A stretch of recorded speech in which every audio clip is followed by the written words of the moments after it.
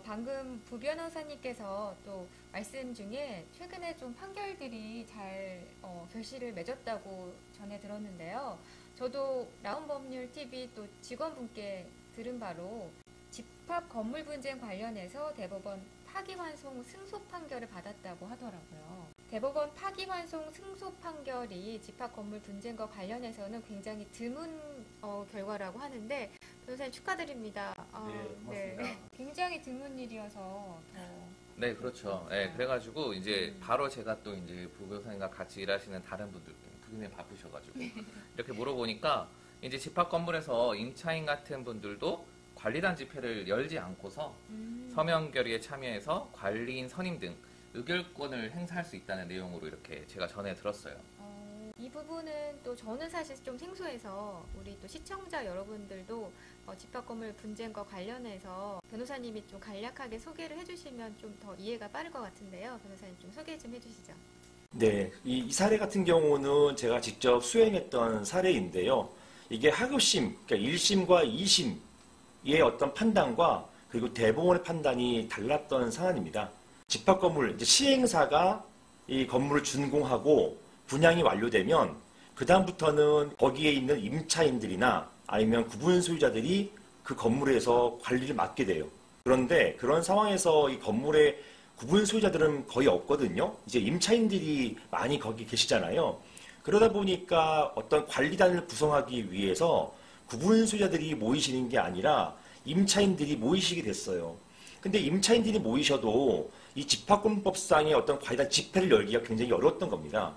그러다 보니까 그 건물에 계신 임차인들이 서면 결의서를 받아가지고 어떤 분을 관리인으로 선임해요. 관리단 대표인 관리인입니다. 이 관리인을 선임했고 이렇게 선임된 관리인이 관리단 대표에서 관리 행위를 시작합니다. 그런데요, 얼마 있어서 임차인들이 어떻게 집회도 열지 않고 관리인을 뽑을 수 있느냐 이렇게 반발하시는 분들이 계셨어요.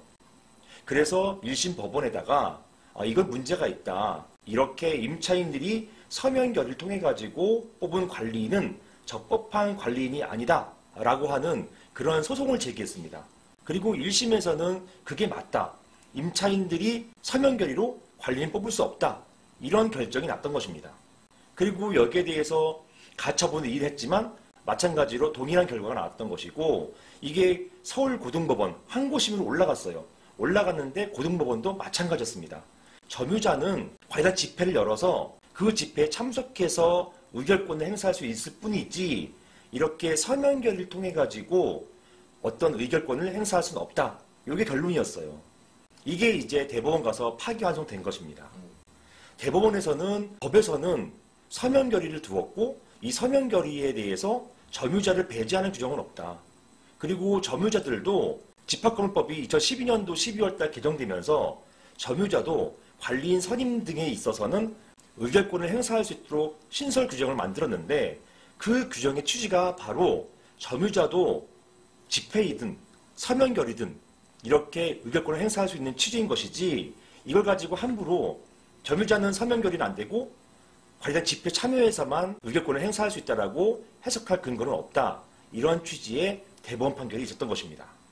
그래서 결국은 파기환송돼가지고요. 점유자도 서면 결의로도 이 서면 결의는 대신에 정도수가 높습니다. 전체 구분 소유자의 5분의 4, 80%예요. 전체 80%, 그 다음에 지분의 80%가 필요한 거예요. 이렇게 해가지고 관리단 대표를 뽑으면 이건 적법하다. 이렇게 된 것이고요. 이런 대법원 판결은 지금까지는 없었던 해석이기 때문에 의미가 있는 것이라고 생각됩니다. 네, 정말 또 변호사님께서 이렇게 설명을 해주시니까 정말 이 판결이 얼마나 더 가치가 있는지 다시 한번 또 느낄 수 있었던 것 같습니다.